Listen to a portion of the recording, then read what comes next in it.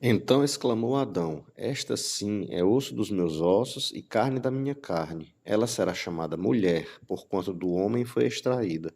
Por esse motivo é que o homem deixa a guarda de seu pai e sua mãe, para se unir à sua mulher, e eles se tornam uma só carne.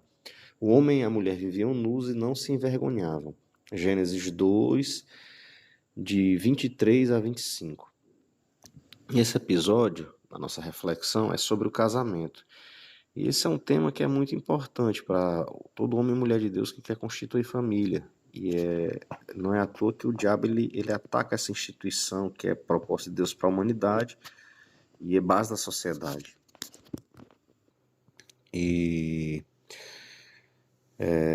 esse texto aqui tem algumas coisas que eu vou falar, mas na verdade a minha intenção aqui não é nem refletir tanto de maneira teórica sobre esse texto, mas falar um pouco sobre a minha experiência. Eu e Thalita, a gente está quase com 7 anos de casado e eu acho interessante porque esse texto fala aqui, né?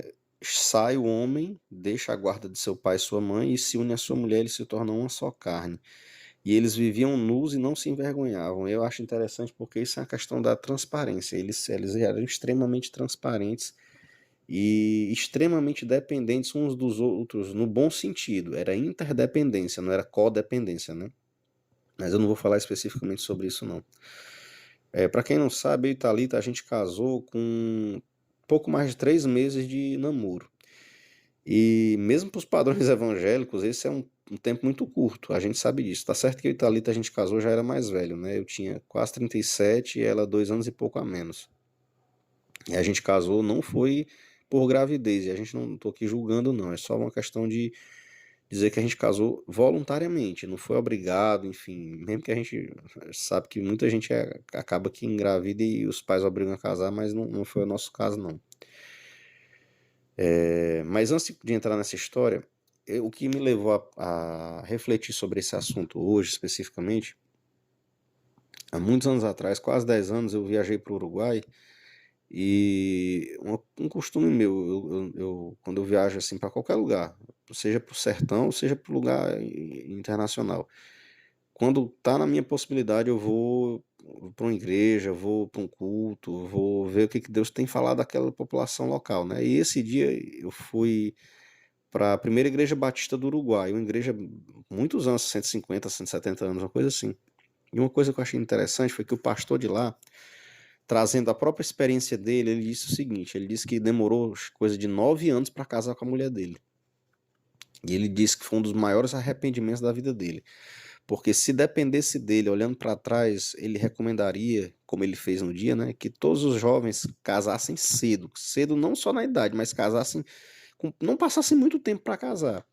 E na visão dele, eu concordo, não era só pela questão do se abrasar, porque a gente sabe que quando o casal, principalmente o casal novo, passa namorando muito tempo, a tendência é se abrasar e acabar pecando, né? Então, para você manter uma postura santa, um relacionamento santo, no que depender de vocês, no caso, a gente já casou, né? Mas de quem for casar, que procure casar cedo. E ele dizia, ele, né, o pastor, que ele esperou ser estável financeiramente e conquistar algumas coisas, casa, carro, etc., que tem o seu valor, a gente reconhece, a gente tem que ser racional, mas que na visão dele, todas essas coisas, se fossem conquistadas a dois, além de se tornarem mais fáceis financeiramente falando, era mais gratificante. E eu concordo, porque tem muita coisa que eu e Thalita conquistamos como casal que é muito melhor em todos os aspectos do que coisas que a gente conquistou quando solteiro. E uma coisa que eu penso muito, por exemplo, já trazendo para uma questão mais prática nossa, né? A gente conhece pessoas que, mesmo casadas, continuam com alguns pensamentos de solteiro. E isso me incomoda profundamente, porque não tem como a pessoa estar casada com pensamento de solteiro. E aí eu digo, sai só. Não existe isso. Sonhar coisas individuais. Não existe isso. Me desculpe a franqueza. Homem de Deus e mulher de Deus que estiver ouvindo esse podcast, né? Esse vídeo. Se você acha que quando casar vai continuar tendo sonhos de solteiro, você não está com o pensamento correto na hora de casar. Pode até ser que Deus, por alguma razão, permita que depois de casado você ainda continue, você realize um sonho que você tinha como solteiro, mas o contexto deve ser voltado para a família. Então, por exemplo, eu honestamente eu não consigo lembrar nem pensar em algum sonho que eu tivesse como solteiro que eu ainda queira realizar depois de casado. Não, realmente, eu não sou o cara santo, o melhor de todos os maridos de toda a história, não, de jeito nenhum.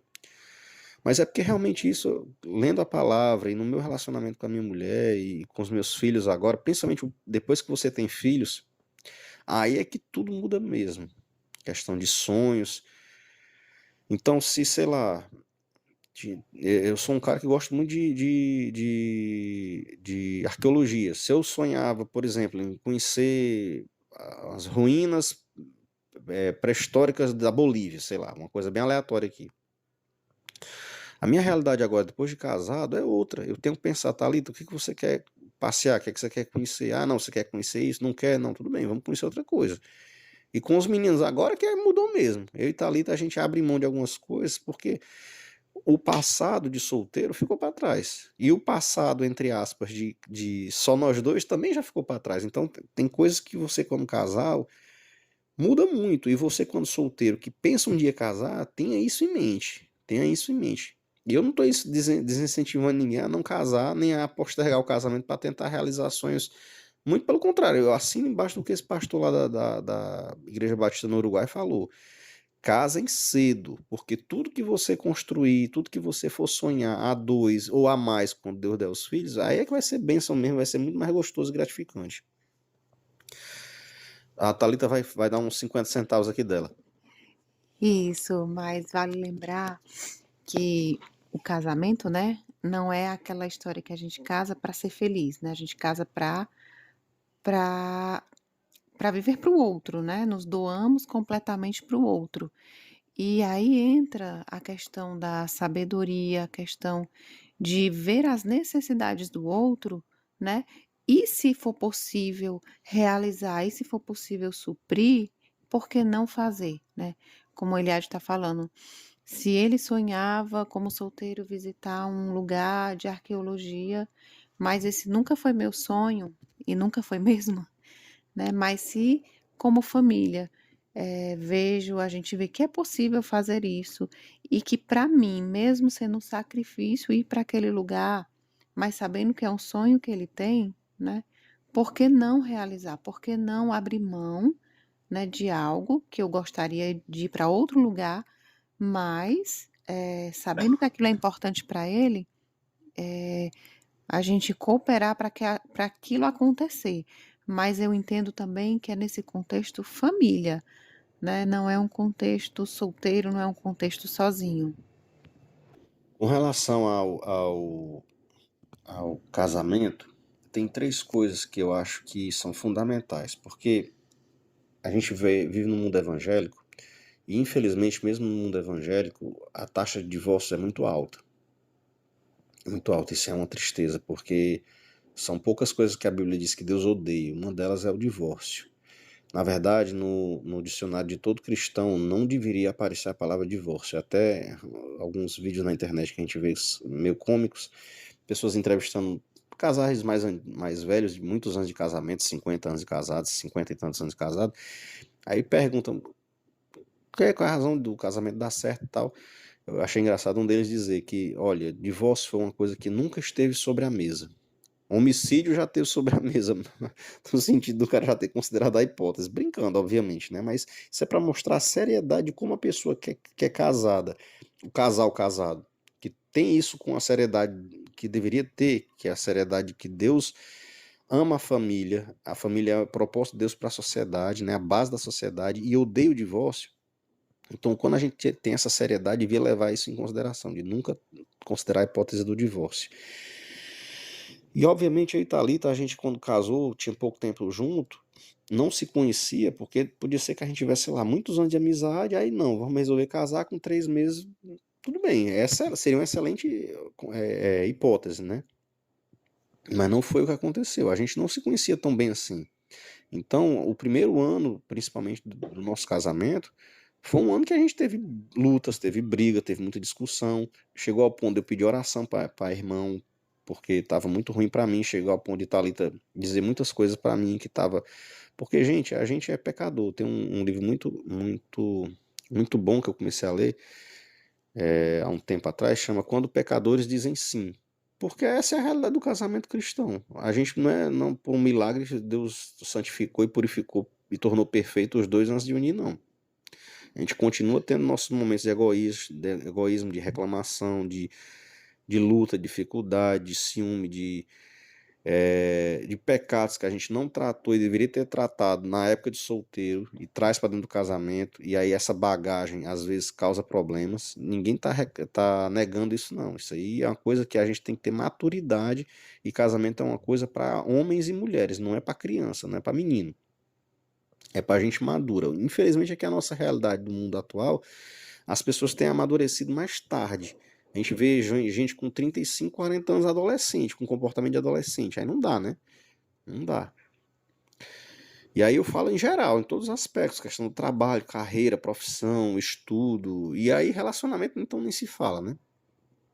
Mas o que eu ia dizer é que para um casamento, nos nossos 7 anos de casado, e que a gente já leu a respeito, viu pessoas mais velhas a respeito, conversando a respeito, sendo entrevistadas e, enfim, falando a respeito, pregações e tudo mais, dentro e fora da igreja, mas eu foco bem dentro da igreja mesmo, porque a gente é cristão e a gente deve focar nisso, né? É que existem algumas coisas que ajudam o casamento a prosperar. E eu tiro da nossa realidade. 3 coisas são para nós fundamentais. A primeira delas, obviamente, é ter a mesma fé. Como andarão dois juntos se não há comunhão entre eles?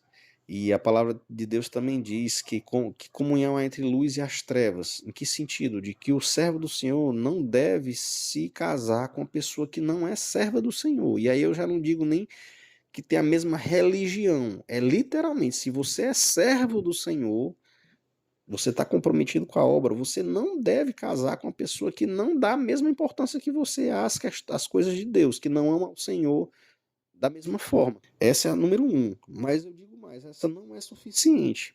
E olhe, infelizmente, até dentro da igreja a gente vê muitos casais dizendo, não, porque a gente tem um gênio incompatível.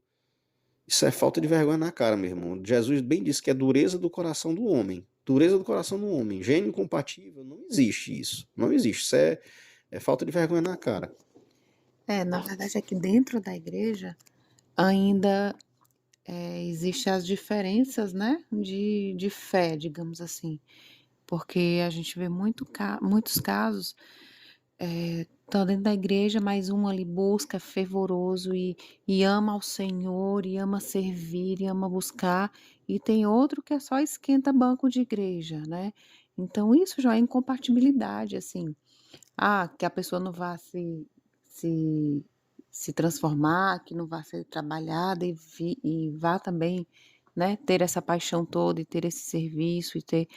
Pode ser que aconteça, mas aí você jogar com o pode ser que aconteça, né, com tudo e com um assunto tão sério como é o casamento, eu acho assim, é muito arriscado, né, ao meu ver. Pois é, exatamente isso que a Thalita falou. E, então, esse é o ponto principal, fundamental. Isso aí realmente não tem o que dizer.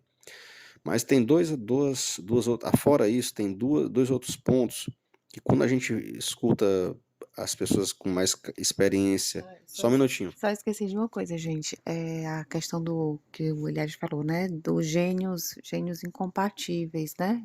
Porque não, incompatibilidade de gênios e tudo depois que casa, né?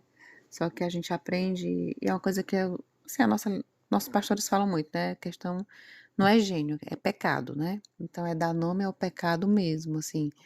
Não é esconder o seu pecado em personalidade, em características, enfim, da sua personalidade, né?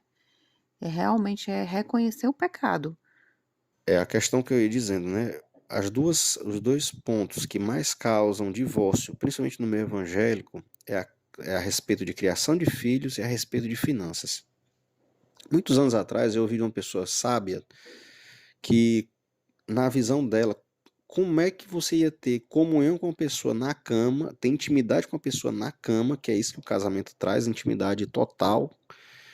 Tanto é que Paulo vai comparar o casamento à nossa realidade espiritual da igreja com Cristo, a noiva de Cristo, né? Então é o nível de intimidade que se tem dentro de um casamento é esse.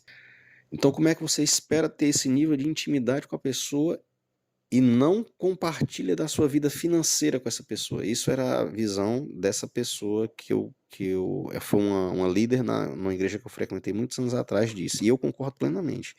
Uma das coisas que Thalita e eu conversamos quando a gente teve nosso namoro, e olha, foi curto, mas a gente conversou sobre esses dois assuntos, porque a gente entendia como era importante esse assunto, criação de filhos e finanças. E mesmo a gente deixando tudo nos pingos nos is, bem alinhado direitinho, nesse primeiro ano de casamento a gente teve muitas discussões ainda a respeito de finanças, e depois que os filhos vieram, a gente começou a ter algumas sérias discussões a respeito de criação de filho. Por quê? Porque não pode ser a minha vontade, não pode ser a vontade dela. Tem que ser o que está escrito na palavra em primeiro lugar. E em segundo lugar, um consenso mútuo, principalmente com relação à questão dos filhos, mas também com relação às finanças. De eu saber quanto ela ganha, ela saber quanto eu ganho, ambos saberem como está sendo gasto o dinheiro e como é que deve ser investido o dinheiro. Então aí volta a questão dos sonhos, porque se você alimenta sonhos individuais, individualistas, egoístas, então a tendência é você gastar o dinheiro, que é um dinheiro da família, um dinheiro do casal, um dinheiro do casal e dos filhos, com coisas individuais. Então eu vou citar um exemplo altamente banal, mas eu conversando com alguns amigos meus que gostamos do mesmo tipo de hobby. Um dos meus hobbies é videogame. Quando eu era solteiro, não tava conversa. Eu ganho meu dinheiro, trabalhava, lançava um videogame novo, um jogo novo que eu achava interessante. No dia seguinte eu comprava. Não tava nem vendo o valor, coisa de gente irresponsável, convenhamos, né? E adolescente. Esse era um comportamento adolescente que eu tinha. Ainda hoje, eu com 43 anos, eu gosto de jogar videogame. Eu jogo videogame há 38 anos. Mas agora é completamente diferente. Eu jogo se tiver tempo, quando tiver as necessidades da minha família supridas, da minha mulher, dos meus filhos. Isso significa que muitas semanas eu não jogo videogame, porque é a vida de adulto, paciência. Se um dia eu tiver condição de jogar videogame, paciência, eu jogo. Se eu não tiver paciência, tudo bem. E isso não é pesado para mim, no sentido de que o meu sonho agora é o meu sonho enquanto casal e como família. Esse é um exemplo bobo, real, mas bobo no sentido de que é uma coisa pequena, mas que deve ser a realidade da nossa vida como casal. Eu sou assim, a Thalita também tem as coisas que ela fazia quando era solteira, que ela abre mão todos os dias. O que Jesus manda a gente carregar a nossa cruz todos os dias, negar a si mesmo, é com relação ao evangelho, com relação à fé, mas é com relação a todas as coisas que dizem respeito à vida cristã. Então, a gente como casal, nos nossos 7 anos, essa questão das finanças e a questão dos filhos foram lutas que, graças a Deus, a gente tem conseguido chegar a denominador comum. Por quê? Porque a gente é perfeito, que a gente é santo nesse sentido? Não. Mas porque a gente entende que isso é realmente muito importante. A gente tenta buscar na palavra e na oração, na orientação do Senhor, e, obviamente, não desprezando bons conselhos de pessoas experientes na fé, como a Thalita falou dos nossos pastores, que são pessoas de Deus, tem excelentes exemplos de ensinamento de casamento, criação de filhos e tudo mais, e de outras pessoas também. Como eu falei no começo do nosso casamento, eu pedi oração para um casal que discipulou a gente. Eu disse, fulano, ore por mim que tá barra. E é assim que a gente deve fazer. E não chegar para uma pessoa do mundo, que não tem nada a ver com Deus, não tem relacionamento com Deus, pedir conselho, não faz sentido. Ou pior, um cara, por exemplo, como eu vou citar um exemplo que não aconteceu, viu, gente? É totalmente fictício. Mas imaginei um homem de Deus como eu chegar para me aconselhar com uma mulher de fora do mundo, não tem nada a ver, estranha a nossa relação. Aí é que não faz sentido mesmo. Mas o pior é que isso acontece no dia a dia. E é esse tipo de coisa que acaba minando os casamentos e os relacionamentos, né? E é isso, gente. Eu vou ficando por aqui porque já ficou muito grande essa reflexão. Então, a minha oração final é para todo homem e mulher de Deus que ouvir essa mensagem, que possa refletir na seriedade do casamento, que vale muito a pena. É a melhor coisa que Deus nos dá depois da própria salvação. É um bom casamento. E quem fala mal do casamento é porque teve más experiências pessoais, porque provavelmente não refletiu, e eu não vou julgar a realidade individual de cada um, mas que a gente possa, como servo do Senhor, estar buscando na palavra o direcionamento e confiando que Deus tem um propósito para o casamento e a gente está na dependência do Senhor, está buscando esse propósito também. Amém?